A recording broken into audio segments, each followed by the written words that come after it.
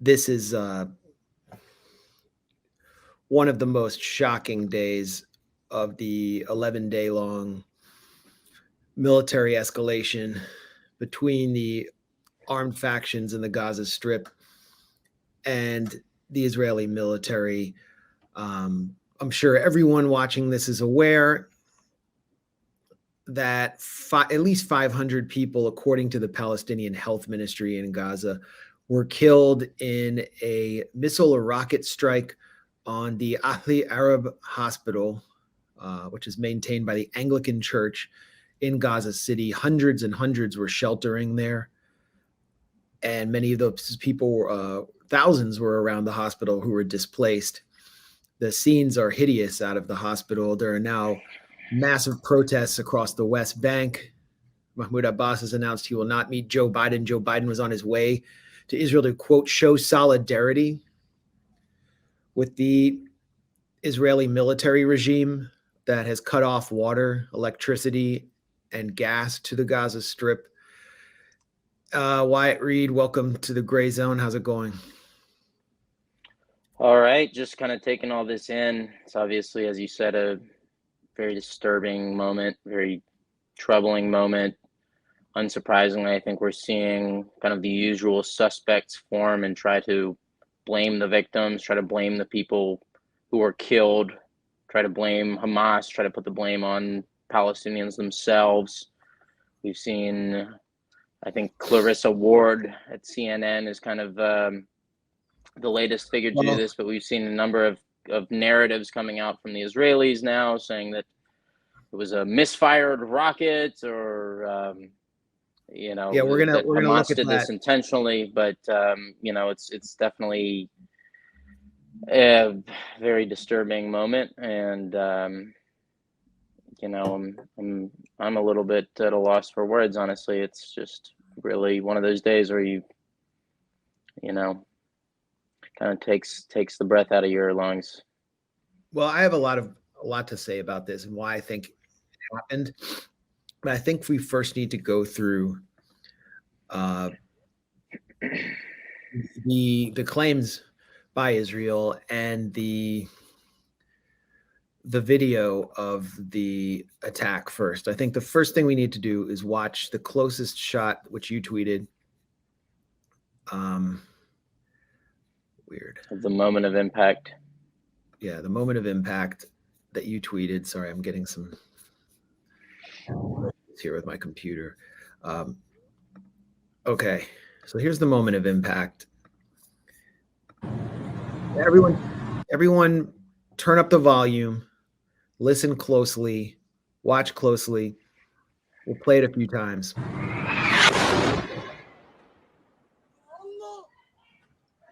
Ya Allah, Ya Allah, Ya Allah.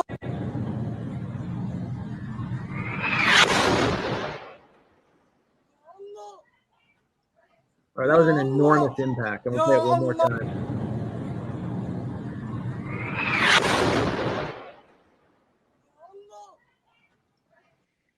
So,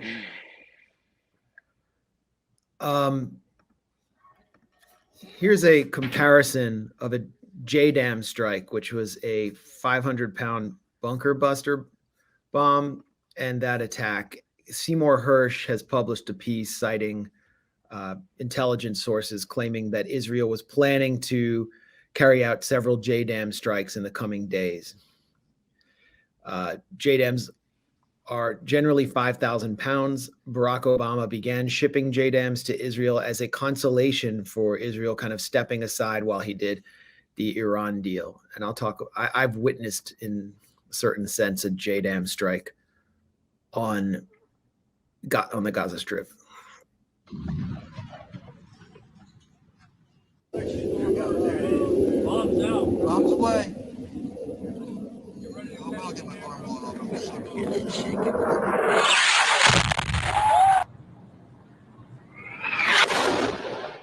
And once again, this is kind of a Hamas rocket, sort of a locally manufactured Bombs out. Bombs away. bunker buster bomb.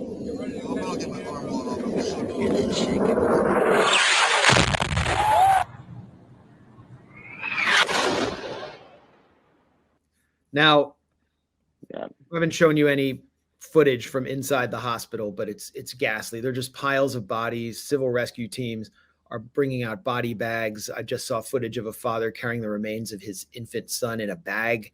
It's disgusting. It was a bloodbath. Here's what Israel is claiming. Israel is claiming this was a misfire by a Palestinian Islamic Jihad rocket. And here's the official claim. This is from two Israeli spokespeople. From the analysis of the IDF operational systems, an enemy rocket barrage was carried out towards Israel, which passed in the vicinity of the hospital when it was hit.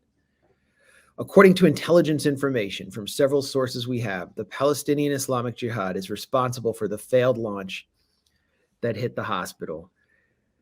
And he's basically translating from the official Israeli army spokesperson, Daniel Hagari. And then he's tweeted this video. المدينة هي الأكثر تعرضا للصواريخ منذ بداية هذه الحرب. عمدة المدينة كانت تحدث قبل أيام عن أكثر من 1000 صاروخ طال هذه المدينة وأكثر من 170 صاروخا سقط بالفعل. This is not in the video that Israel's foreign ministry is sharing. That's from Al Jazeera Arabic. So basically, like, he didn't provide any video evidence. Israel's foreign ministry is sharing or shared a few minutes ago a very blurry series of videos showing what they claimed were Palestinian Islamic Jihad misfires. And I'll show you a screenshot because mysteriously those videos have gone missing from the Israeli Foreign Ministry's website. Here's what they tweeted. It's a photo. Breaking: IDF spokesperson from the analysis of the operational systems of the IDF, an enemy rocket barrage was carried out, blah, blah, blah.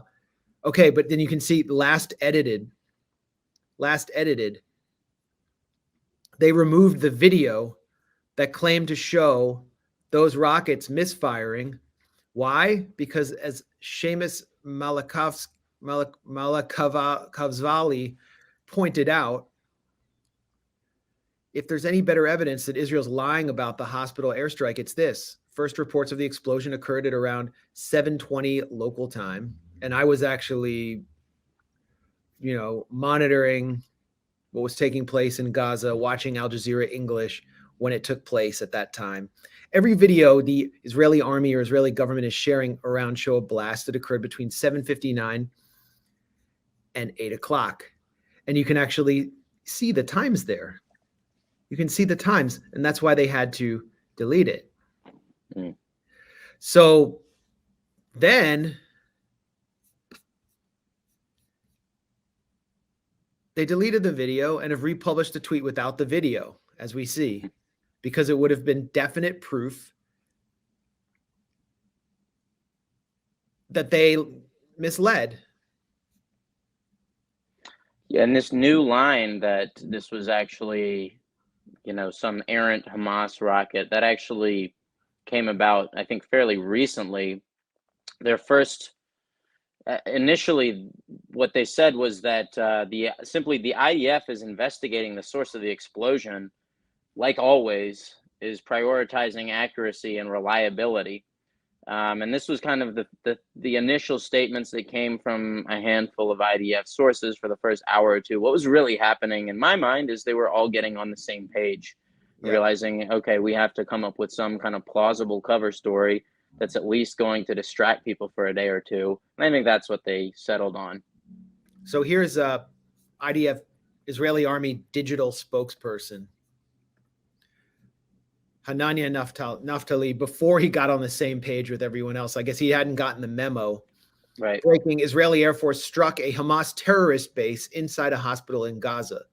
A multiple number of terrorists are dead. It's heartbreaking that Hamas is launching rockets from hospitals, mosques, schools, and using civilians as human shields. This was sort of the justification that I expected to hear from Israel for the attack. And one of the reasons that I played that audio and video of the JDAM strike to give everyone a sense of what a JDAM sounds like is because I actually witnessed one while I was in Gaza City. I was conducting an interview in August 2014 and in a cafe in the Al Rimal neighborhood, which has been totally wiped off the map, totally leveled. And in an adjacent neighborhood called Al Nasser, Israel carried out a JDAM strike on a house because it was targeting its top target in the Gaza Strip, Mohammed Deif, who is the leader of he's the chief of staff of the Al-Qassam brigades, which is the military wing of Hamas. They've tried to kill him 5 times. He's severely disfigured. They wound up killing his wife and child in that attack, and he survived. But I heard that strike, and it was shocking for me to hear it. It was like the ground shook under me. I could actually see the flash of the explosion on the face of my interview subject. It was a distinct sound, and it's what I thought I heard when I heard the strike on the hospital. Now, again, it could possibly not be a JDAM strike. We're hearing from an Al Jazeera reporter on the ground that it was an unusual munition that contained many fragments and was actually lighter than other bombs that have been dropped and was able to cause a more incendiary effect. I don't know if he's referring to some kind of thermobaric weapon. But there have also, we should also know there are often misfires of rockets in the Gaza Strip, and they do land on Gaza, but we've never seen a massacre like this resulting from one of them because they don't pack the same level of explosive impact as Israeli missiles do. So they don't have the same technology. They don't have, I mean, that to me, the sound, that sounds like a supersonic munition. That sounds like something traveling faster than the speed of sound. You know, that sounds... And that's, as far as I'm aware, we haven't seen Hamas use any kind of munitions nearly that advanced throughout the course of this conflict. That, to me, is something that, definitely suggests this was an Israeli strike. Yes. Here's one of the main, Israeli propaganda sites attempting to publicize what they say is the Palestinian Islamic Jihad misfire. Gaza hospital bombed. IDF was not operating in the area. And here's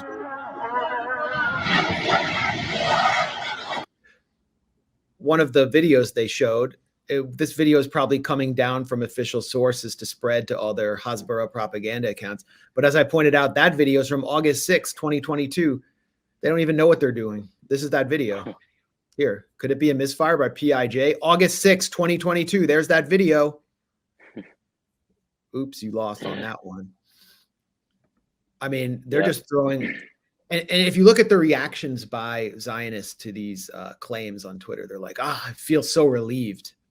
Like, because they're in addition to trying to lie to the public, they're providing Israel supporters with psychological security of thinking that Hamas is just killing itself. And as you pointed out, Wyatt, one of CNN's top war propagandists, the CIA adjacent Clarissa Ward, is conveying Israeli claims with almost uncritical scrutiny. Well, but certainly a dramatic and horrific intensification of violence, Jake, right on the eve of President Biden's visit here. Right? Notice how she pointed that out. Yeah, it's like, how could they do this and ruin it for Biden? But notice she's in Ashkelon. All the reporters are in Tel Aviv or Ashkelon. I watched CNN throughout this whole time in the background, and I was monitoring the images, and they avoided showing any images from inside Gaza City. Yeah. For 2 hours. And notice how they say, according to Hamas, like, you can't really believe Hamas. The Hamas-run Palestinian Health Ministry. All right, now listen to what she says. Here, not clear where this goes from here. You mentioned IDF said that they are looking into the incident, that it could potentially have been a Hamas misfire, if you like, of a rocket. It could have potentially been a Hamas misfire. Hey, where is that critical scrutiny and the willingness to listen to both sides when Netanyahu said that Hamas beheaded 40 Palestinian babies and raped women?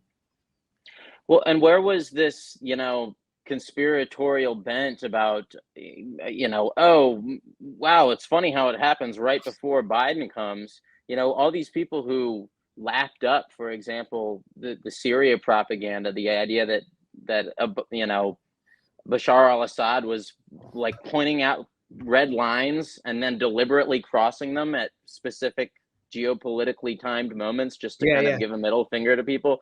All of that, I guess they were saving it all up for, you know, Israel's latest assault on Gaza. Yeah. Can't be critical about a chemical attack taking place exactly as international inspectors from the OPCW arrive to look into an attack in Khan al-Assal by the NATO-backed Jabhat al-Nusra, and then suddenly it happens. We can't be critical about that. But if Only Biden's coming critical to town, when the Palestinians say hundreds have been killed in another hospital strike. And keep in mind that this is not the first time Israel has struck this hospital in the last, I would say, 48 hours. And now, I mean, let's look at the toll of this and the sickness of those who are justifying it without, I mean, you know, if you could justify it outright or claim that you had some kind of video that debunked the Palestinian official story, then I assume the Biden administration would just give you the benefit of the doubt.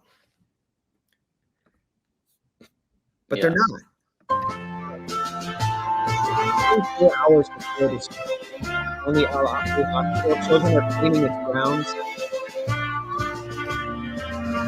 These are children sheltering there because they're homeless. Their homes have been bombed, and the adults are trying to do activities for these children to help them manage the world. we might need to turn the audio down on that video. To help them manage the trauma of the war. They're playing games in one of the few open spaces for children.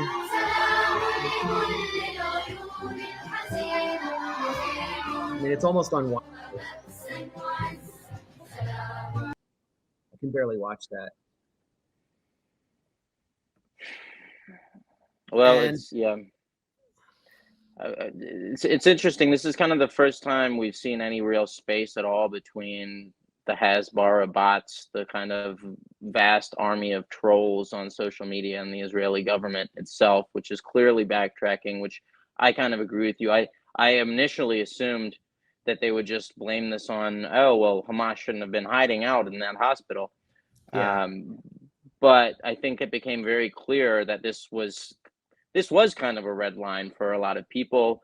We've seen extremely heavy condemnations from Qatar, from Saudi Arabia, and also from within the United Nations as well, at various levels.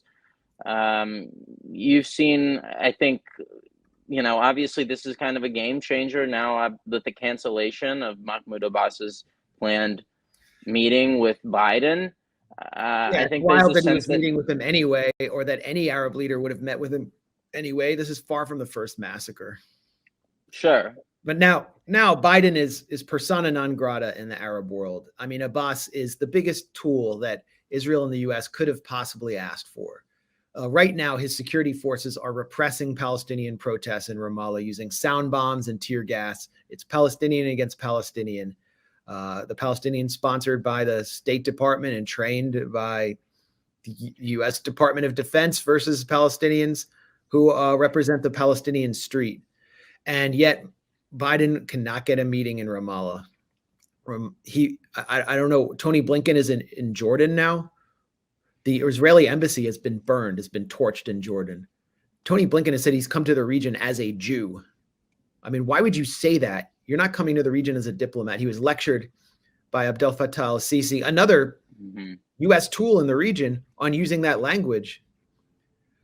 Right. And why? Why would Blinken do that? He sabotaged himself. Why would anyone meet with him at this point? And then you have Netanyahu himself showing contrition signs of contrition. When was the last time you saw Netanyahu delete a tweet? Well, he deleted this bonkers,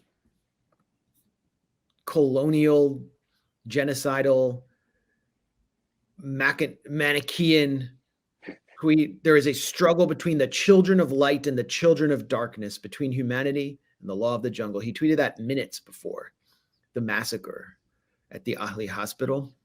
I think like that's the kind of tweet where even Goebbels would be like, "Yeah, you're laying it on a little thick there."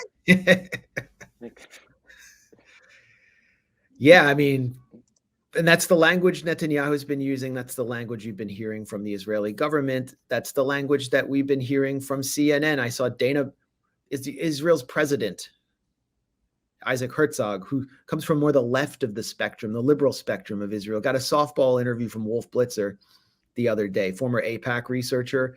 And this was a day after Herzog had said there are no Palestinian civilians in Gaza. They're collectively responsible.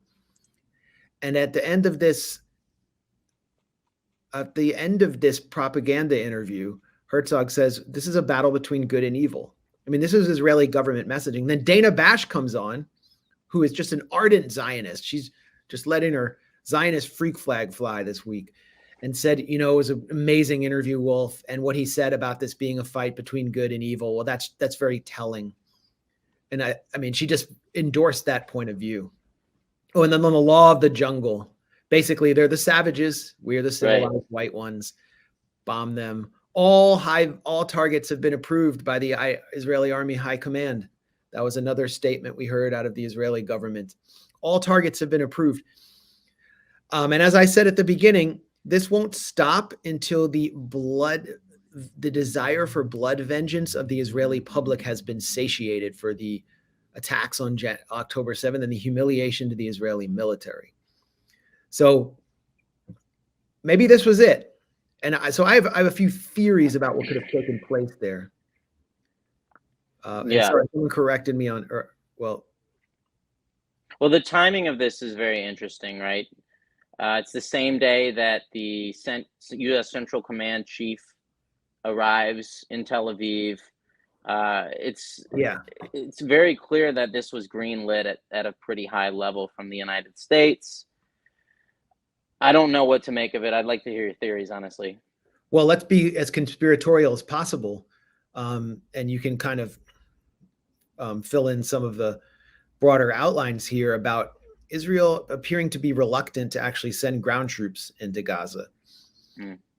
I think if they send ground troops in, they're going to take heavy casualties. Hezbollah has threatened them and told them, if you go in, we will join the fight. Haaretz, one of Israel's major papers from the liberal Zionist spectrum, published a headline, when Nasrallah, the spiritual leader of Hezbollah, appears on screen, it is judgment day for Israel. Then Israel faces an existential threat to its existence. So I don't think Netanyahu wants to send ground troops in. He's already politically possibly toast along with his right-wing coalition. So what if, we're to be very conspiratorial, this strike 24 hours before Biden came in was an effort to force Biden to compel a ceasefire so that Israel's leadership has plausible deniability for having a ceasefire imposed on them by the U.S., so that they don't have to send in the ground forces and pay the price. And they can still save face with the far right. Yes. Well, it's compelling to me in the sense that from all these videos that they've been posting of just hundreds and hundreds of tanks, all of their armor kind of positioned around Gaza. They haven't made any kind of any such videos in the north, right? Which they would have to expect Hezbollah to open up a second front, because they've been very clear about the possibility of that happening if there is a ground invasion. They haven't publicized anything like that. Yeah. As far as I can tell, they're not prepared for a second front opening. They're not even really taking that possibility that seriously at this point. I mean, in that sense, I'm compelled to agree with you just on the, on the face of things. Yes. So maybe you can kind of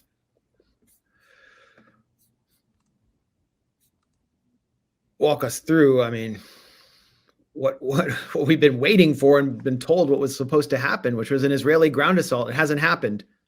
Right. Well, But we've heard a number of excuses for why this hasn't happened. First, a few days ago, this excuse that it was because of the weather. There's going to be rain, and you don't want to launch an invasion when there's rain.